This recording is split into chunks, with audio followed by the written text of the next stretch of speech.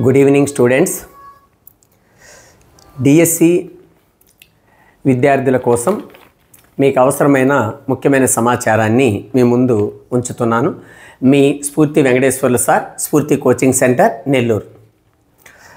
ముందుగా అన్ని సెషన్స్కి సంబంధించిన రెస్పాన్స్ షీట్స్ ప్రభుత్వం విడుదల చేయడం జరిగింది. ఎందుకు ప్రభుత్వము రెస్పాన్స్ షీట్స్ విడుదల చేయడం జరిగింది అంటే, కీ చెక్ చేసుకొని మీకు ఏమన్నా అభ్యంతరాలుంటే అబ్జెక్షన్స్ పంపిస్తారు.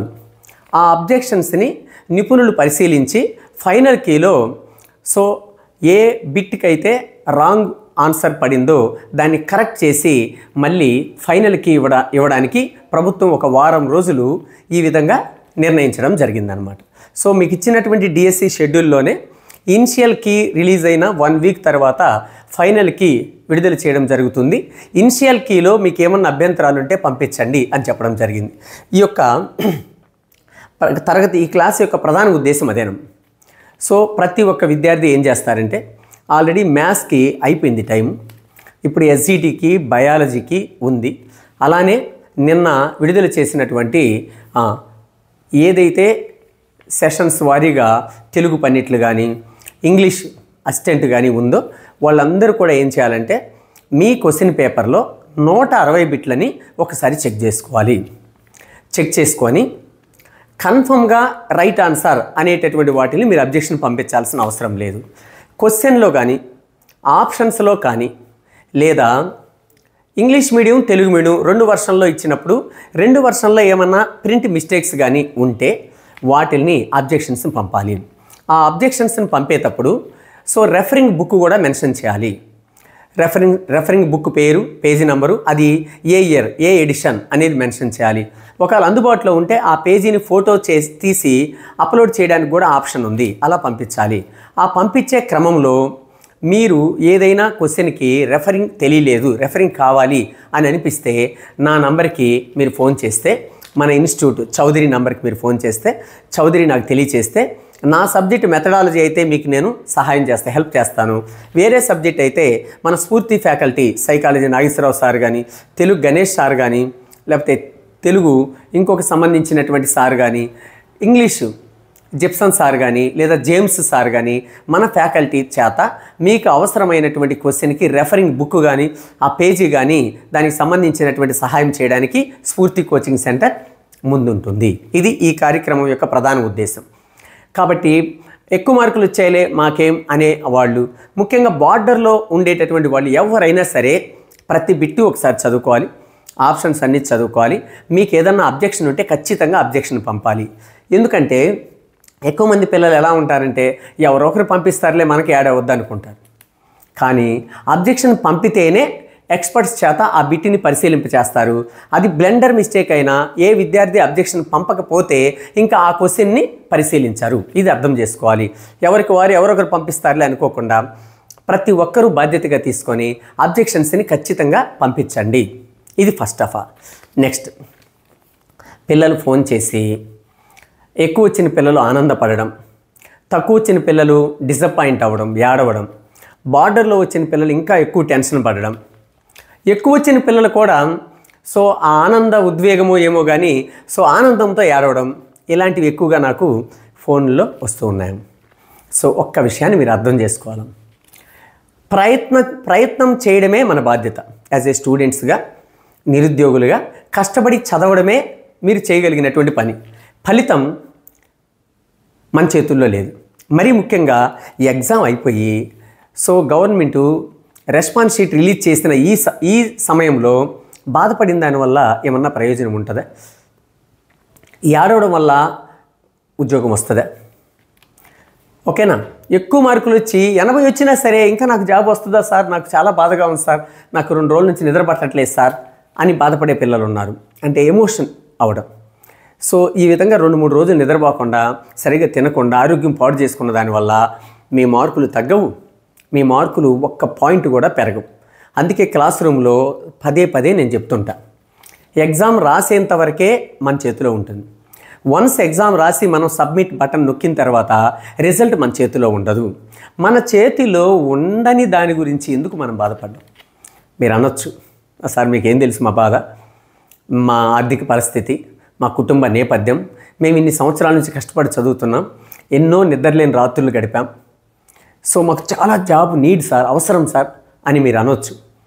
సో మేము అర్థం చేసుకోగలం మీ బాధని, మీ తపనను. ఎందుకంటే మేము మీ దగ్గర నుంచి వచ్చిన వాళ్ళమే, మేము కాంపిటేటివ్ ఎగ్జామినేషన్స్కి ప్రిపేర్ అయిన వాళ్ళమే, ఎన్నో నిద్రలేని రాత్రులు గడిపినటువంటి వాళ్ళమే.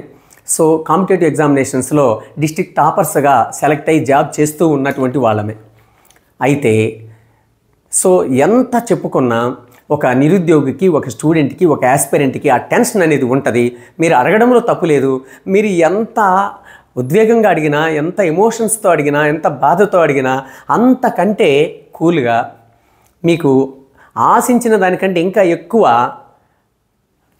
సమన్వయంతో మీకు సమాధానం చెప్పి ఓపికగా మీకు అవగాహన కల్పిస్తూ ఉన్నాను నా మటుకు నేను.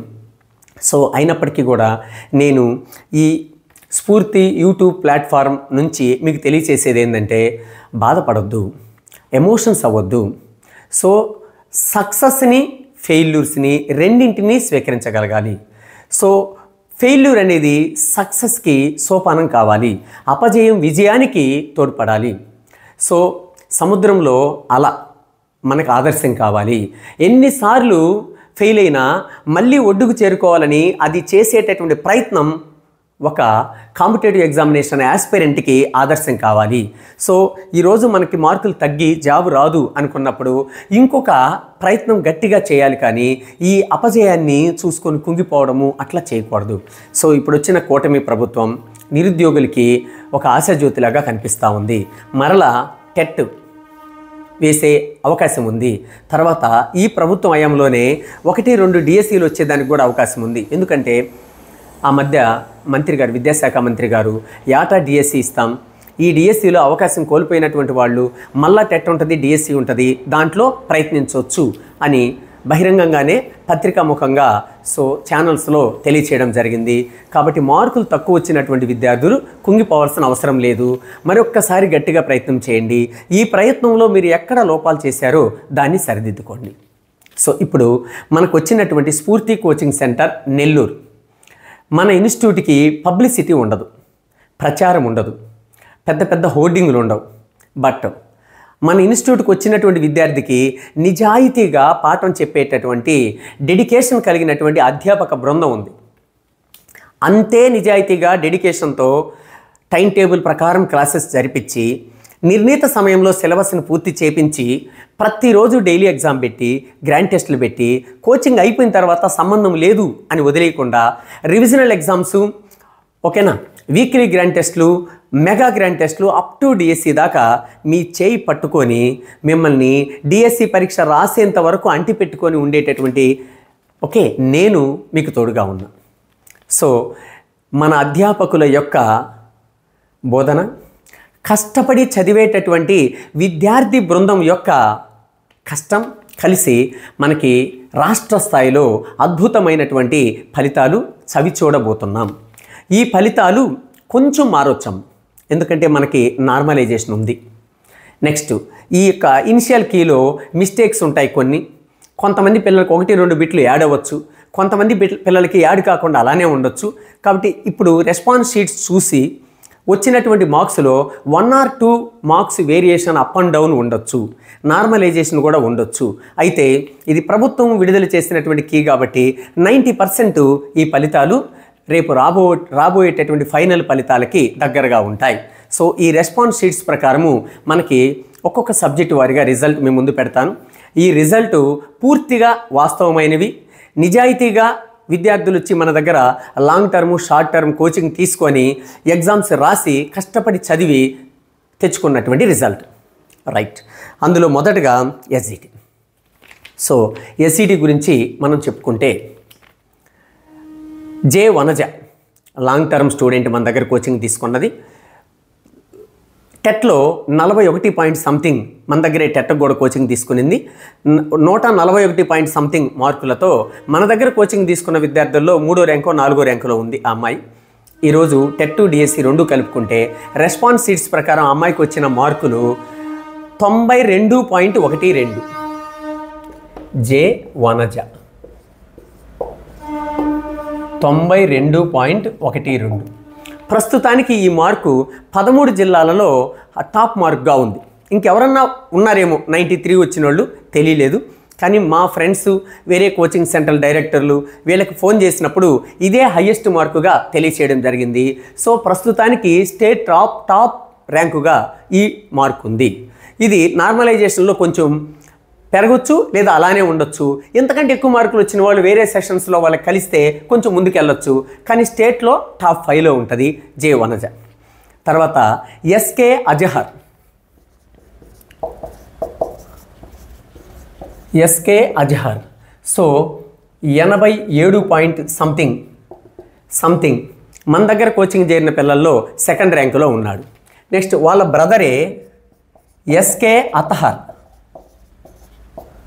సో 86.56 సంథింగ్ థర్డ్ ర్యాంకులో ఉన్నాడు. మన దగ్గర కోచింగ్ తీసుకున్న విద్యార్థులు. అంటే ఒకే ఇంటిలో వీళ్ళ ఫాదర్ కూడా టీచరే. సో వాళ్ళ నాన్నకి ఈ పిల్లలు ఇద్దరు కూడా ఇంటెలిజెంట్స్ అయినప్పటికీ వాళ్ళ నాన్నకి ఉపాధ్యాయ వృత్తి పట్ల ఉన్న ప్రేమతో వాళ్ళని బీటెక్ సాఫ్ట్వేర్ సైడ్ పంపించకుండా, సో ఈ ఫీల్డ్ బాగుంటుంది, 10 మంది పేద పిల్లలకి పాఠాలు చెప్పొచ్చు, నేను తృప్తిగా ఈ ఉద్యోగాన్ని చేస్తున్నా, నా పిల్లలు కూడా ఈ ఫీల్డ్కి వస్తే బాగుంటుంది అనే ఉద్దేశంతో వీళ్ళిద్దరిని టీటీసీ చేయించడం జరిగింది. సో ఒకే ఇంట్లో అన్న తమ్ముడు ఒకే డిఎస్సిలో పోస్ట్ కొట్టబోతున్నారు. సో గతంలో ఇలాంటి సంఘటనలు మన స్ఫూర్తిలో చాలానే జరిగాయి. భర్త భార్య ఇద్దరు 2018లో స్కూల్ అసిస్టెంట్ సోషల్ తెచ్చుకోవడం జరిగింది, ప్రసాదు సంపూర్ణమ్మ. సో అలానే 2014లో మహేష్ వాళ్ళ చెల్లెలు సంథింగ్ పేరు మర్చిపోయాను, ఇద్దరు అన్న చెల్లి ఒకే ఇంట్లో ఎస్జిటి ఉద్యోగాలు తెచ్చుకున్నారు. ప్రతి డిఎస్సిలో ఇలా ఒకే ఇంట్లో 2 ఉద్యోగాలు అలా వచ్చిన సందర్భాలు ఉన్నాయి గతంలో కూడా. సో ఇప్పుడు కూడా ఇద్దరు బ్రదర్స్ ఒకే డిఎస్సిలో జాబ్ తెచ్చుకోబోతున్నారు. So next Lakshmi Prasanna.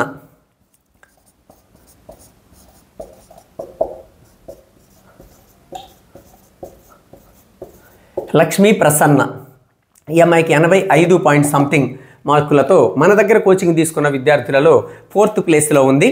అలా చెప్పుకుంటూ వెళ్తే ఆ లిస్ట్ టీమ్ చదువుతా ఎస్జిటి నీ ఫోన్లో ఉంది కదా, అలా చదువుతూ వెళ్తే సో టైం వేస్ట్ కాకుండా ఒకసారి అందరి విద్యార్థులు 80 అంతకంటే ఎక్కువ మార్కులు తెచ్చుకున్న ప్రతి విద్యార్థి పేరు మార్కులు చదువుతాను. సో ఫైనల్కి వచ్చిన తర్వాత అఫీషియల్గా దీన్ని పాంప్లెట్లో ఒకే పేపర్కి న్యూస్కి అందించడం జరుగుతుంది. సో లక్ష్మీ ప్రసన్న 85.6 మార్కులతో మన దగ్గర కోచింగ్ తీసుకున్న విద్యార్థులలో 4th ప్లేస్లో ఉంది. సో అదేవిధంగా కే భార్గవి, గంగులవారి చెరువుపల్లి, ఒక మారుమూల గ్రామం, ఇద్దరు ఆడపిల్లలు, వాళ్ళ అమ్మా నాన్న వ్యవసాయం బ్యాక్గ్రౌండ్ కలిగిన ఫ్యామిలీ, కష్టపడి ఇద్దరిని చదివించారు. సో పెద్దమ్మాయి కే భార్గవి 84 మార్కులతో తర్వాత ప్లేస్లో ఉంది.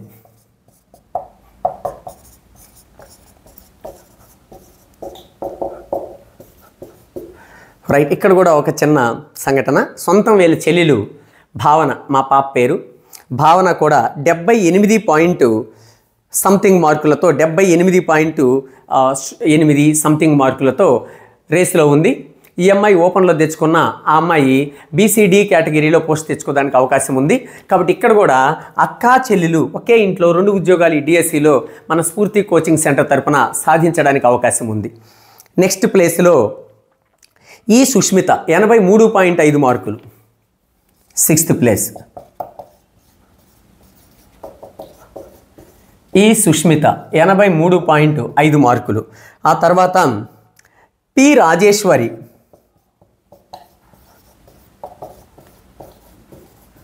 83 మార్కులు. అలానే వి వెంకటేష్ 82 మార్కులు. ఇది నేను యూట్యూబ్లో అప్లోడ్ చేస్తాను ఈ లిస్టు మొత్తం. అదేవిధంగా సిహెచ్ శ్రావణి 82 మార్కులు, సౌజన్య 81.5 మార్కులు, ప్రవల్లిక 80.5 మార్కులు, స్రవంతి 80.6 మార్కులు, సిహెచ్ సునీల్ 80 మార్కులు, ధనలక్ష్మి 80 మార్కులు, ఎన్ పావని 78.8 మార్కులు. నెక్స్ట్ ఇందుశ్రీ శ్రావణి ప్రబోధ 78.376 మార్కులు, ప్రియాంక 77.8 మార్కులు, డివి పూజిత 75.5 మార్కులు. అదేవిధంగా కే భావన, కే భావన 78 పాయింట్ సంథింగ్ మార్క్స్, కే భావన. ఈ విధంగా లిస్ట్ చెప్పుకుంటూ పోతే సో ఆంజనేయ స్వామి చాంతాడంత ఉంటుంది. సో ఇలా 80 మార్కుల పైన మన దగ్గరికి ఇప్పటికే 1 2 3 4 5 6 7 8 9 10 11 12 13 14 15 సో మనకి ఇప్పటి వరకు అందించినటువంటి సమాచారం ప్రకారము ఒక 16-17 మంది మన దగ్గర కోచింగ్ తీసుకున్న విద్యార్థులు ఉన్నారు. సో వీళ్ళందరి మార్కులు మీకు చెప్పడం మిమ్మల్ని భయపెట్టడానికి కాదు, దీని వెనక ఉన్న వాళ్ళ కృషి, దీని వెనక వాళ్ళ యొక్క ప్రణాళిక. సో వాళ్ళు ఏం పుస్తకాలు చదివారు, ఎలా చదివారు, ఎంతకాలం చదివారు. సో ఇది ఇంకొక క్లాస్లో హౌ టు ప్రిపేర్ అనే దాంట్లో మీకు నేను ఇంకొక క్లాస్లో తెలియచేస్తాను. బ్రీఫ్గా 2 మాటలు. వీళ్ళల్లో ఎక్కువ మంది లాంగ్ టర్మ్ స్టూడెంట్స్, ఈ 80 అంతకంటే ఎక్కువ మార్కులు తెచ్చుకున్న వాళ్ళలో ఎక్కువ మంది లాంగ్ టర్మ్ ప్రిపేర్ అయిన వాళ్ళు. సో ముందు దీపం ఉండంగానే ఇల్లు చక్కబెట్టుకోవాలని టెట్ అప్పుడే వీళ్ళు కొంచెం జాగ్రత్తగా కోచింగ్ తీసుకొని లాంగ్ టర్మ్ ప్రిపేర్ అయ్యి ఎక్కువ మార్కులు టెట్లో 120 అంతకంటే ఎక్కువ మార్కులు తెచ్చుకున్నటువంటి పిల్లలు. సో చాలామంది విద్యార్థులకి తెలియంది ఏంటంటే టెట్ ఏముందిలే డిఎస్సిలో చూసుకోవచ్చు అనుకుంటారు. టెట్లో 7 మార్కులు వస్తే డిఎస్సిలో 1 మార్కు కదా, అదేదో డిఎస్సిలోనే 1 మార్కు ఎక్కువ తెచ్చుకుంటే టెట్లో తక్కువ ఉన్నా పర్లేదులే అనుకుంటారు. అయితే టెట్ మార్కులు ఒక్కటే కాదమ్మా, TET syllabus is equal to DSC syllabus ఎస్జిటిలో. ఒక జీకే పర్స్పెక్టివ్ అదనంగా చదువుకుంటే డిఎస్సి అవుద్ది, మిగతా సైకాలజీ, తెలుగు, ఇంగ్లీషు, మెథడాలజీలు, కంటెంట్లు అన్నీ టెట్లో ఉండేటి అన్నీ డిఎస్సిలో ఉంటాయి. టెట్లో వాళ్ళు బాగా హార్డ్ వర్క్ చేసి ప్రిపేర్ అయ్యి టెట్లో ఎక్కువ మార్కులు తెచ్చుకోవడం వల్ల వెయిటేజ్ కలవడం ఒక్కటమే కాకుండా ఈ ప్రిపరేషన్ మళ్ళీ డిఎస్సికి వాళ్ళకి క్యారీ ఫార్వర్డ్ అయింది, సపోర్ట్ అయింది, అనుకూల బదలాయింపు జరిగింది అభ్యసనం, ప్రిపరేషన్. సో అది ఒకటి నంబర్ 1 పాయింట్. రెండోది, చాలామంది విద్యార్థులు క్లాసులో నేను గమనిస్తున్నది ఏంటి అంటే పిల్లలకి ఓపిక తగ్గిపోయింది. కోచింగ్కి రావడం కొద్దిగా లేటుగా వస్తున్నారు, అక్కడ కొంత సమయం వృధా అవుతుంది. వచ్చిన తర్వాత 3 నెలలు కోచింగ్ డ్యూరేషన్ అయితే 2 నెలలు ఓపిక ఉంటుంది, 2 నెలలు అయిపోతానే కొంతమంది డ్రాప్ అయిపోతున్నారు క్లాసుల నుంచి. అంటే కోచింగ్కి డ్రాప్ అవుతున్నారు అంటే వాళ్ళు ప్రిపరేషన్ నుంచి తగ్గిపోతున్నారని మీనింగ్. సో మెనీ ఫ్యాక్టర్స్, వాళ్ళకి సమస్యలు ఉండొచ్చు, ఆర్థిక సమస్యలు లేదా ఫ్యామిలీలో సమస్యలు, చిన్నపిల్లలు ఉండొచ్చు, నేను కాదను. అవన్నీ ఎగ్జామినర్కి అవసరం లేదు. సో ఎగ్జాములు ఎక్కువ మార్కులు వస్తే జాబ్ ఇస్తారు, తక్కువ మార్కులు ఇస్తే జాబ్ ఇవ్వరు. కాబట్టి మనకి వ్యక్తిగతంగా ఎన్ని సమస్యలు ఉన్నా వాటిని ప్రణాళిక చేసుకొని ప్లాన్ చేసుకొని ప్రతి పాయింట్ కోచింగ్లో ఫస్ట్ టాపిక్ నుంచి చివరి టాపిక్ వరకు అన్ని సబ్జెక్టులు వినాలి. వింటే మర్చిపోతాం, విన్నది ఇంటికి పోయి మళ్ళీ ఏ రోజు దా రోజు చదువుకొని పక్క రోజు స్ఫూర్తి కోచింగ్ సెంటర్లో డైలీ ఎగ్జామ్ ఉంటుంది, పక్క రోజు ఎగ్జామ్ రాయాలి. ఆ ఎగ్జామ్లో తప్పులు విని వెంటనే నేర్చుకోవాలి. ఇలా కోచింగ్ అయిపోయేసరికి మొత్తం సిలబస్లో ఒక్కసారి రివిజన్ అయిపోయి ఎగ్జామ్స్ రాసుకుంటూ అయిపోతారు. అంటే స్ఫూర్తిలో ఉన్న ఒక మంచి అవకాశం ఏంటంటే ఉపయోగించుకున్న విద్యార్థులకు డైలీ టెస్ట్ ఉండడం వల్ల కోచింగ్ అయిపోయేసరికి సిలబస్ కూడా ఒకసారి చదవడం కూడా పూర్తయిపోతుంది. అంటే కోచింగ్తో పాటు ప్రిపరేషన్ ఫస్ట్ టైం అయిపోద్ది. కోచింగ్ అయిపోయిన తర్వాత మళ్ళీ పుస్తకాలు ఎత్తుకొని అటక మీద పెట్టకూడదు. సో ఒకసారి విన్నారు, అర్థం చేసుకున్నారు, అదే వింటూనే చదివేసి ఎగ్జామ్స్ రాశారు, తప్పులు కరెక్షన్ చేసుకున్నారు. తర్వాత కోచింగ్ అయిపోయిన తర్వాత రివిజన్ చేయాలి. సో నేను స్వయంగా మాట్లాడాను ఈ విజేతలతో. వాళ్ళు చెప్పినటువంటి సమాధానం ఏంది అంటే, సార్ ఫస్ట్ సార్ చెప్పిన నోట్సు మీరు పెట్టిన ఎగ్జామ్స్ కోచింగ్లోనే చదివేశాం సార్, ఇంటికి వెళ్ళిన తర్వాత మళ్ళీ ఒకసారి మన క్లాస్ రూమ్ నోట్స్ చదివి ఆ పాఠం సే ఫర్ ఎగ్జాంపుల్ మెథడాలజీలో లక్ష్యాలు స్పష్టీకరణలు మీ క్లాస్ రూమ్ నోట్స్ చదివాం, టెక్స్ట్ బుక్ చదివేశాం సార్. మీరు ఇచ్చిన మెటీరియల్ వెనకాల 100 బిట్లు తక్కువ కాకుండా మల్టిపుల్ చాయిస్ బిట్స్ ఉన్నాయి సార్. నోట్సు టెక్స్ట్ బుక్ చదివిన తర్వాత పెన్సిల్తో మెటీరియల్లో వెనకాల ఉన్న మల్టిపుల్ చాయిస్ బిట్స్ని ప్రాక్టీస్ చేశాం సార్. ఇలా చేసేసరికి మాకు కాన్ఫిడెంట్ పెరిగింది సార్. వింటూనే చదివి డైలీ టెస్టులు రాసేసాం, మళ్ళీ ఒకసారి టెక్స్ట్ బుక్ చదివాం, నోట్స్ చదివాం, మెటీరియల్లో బిట్స్ ఎగ్జామ్స్ రాసుకున్నాం, కాన్ఫిడెంట్ పెరిగింది సార్. ఇక ఎన్ని రోజులు టైం ఉంటే అన్ని రోజులు నంబర్ ఆఫ్ టైమ్స్ టెక్స్ట్ బుక్స్ని రిపీట్ చేసుకున్నాం సార్, రివిజన్ చేసుకున్నాం సార్. ఈరోజు మాకు ఈ మార్కులు రావడానికి మన సార్లు psychology Nageswararao sir, English Jipson sir, English Vamsi sir, English Avanigadda fame James sir, methodology Suresh sir, Satish sir, Baba Fakruddin sir, Telugu Ganesh sir, ఓకేనా.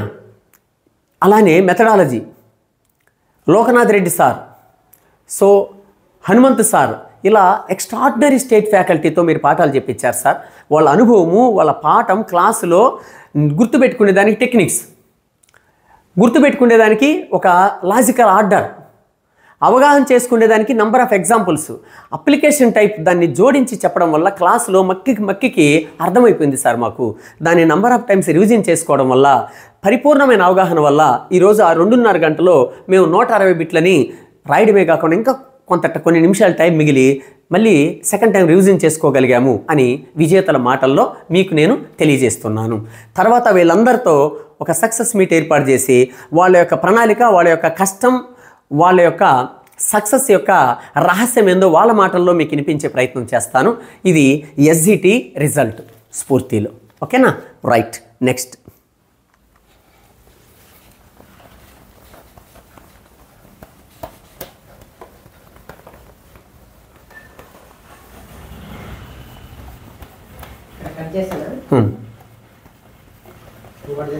కట్ చేయి.